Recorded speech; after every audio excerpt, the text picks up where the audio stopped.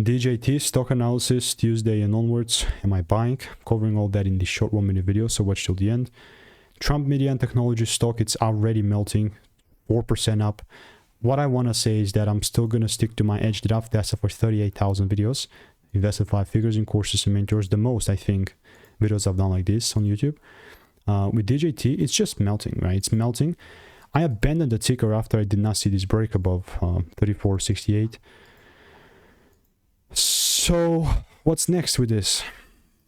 I'll be very quick, you know, unless I start seeing breaks above, let me come out here, above this high as such, I'm not going to look to just randomly start buying, you know, so it's still not going to be a buy unless there is that shift. Can I play smart and just be short here? I mean, sure, do whatever works for you, but I'm going to stick to my fundamentals. And if you want to make more money trading in a simple and lean way, click the first link in the description. That's free sauce.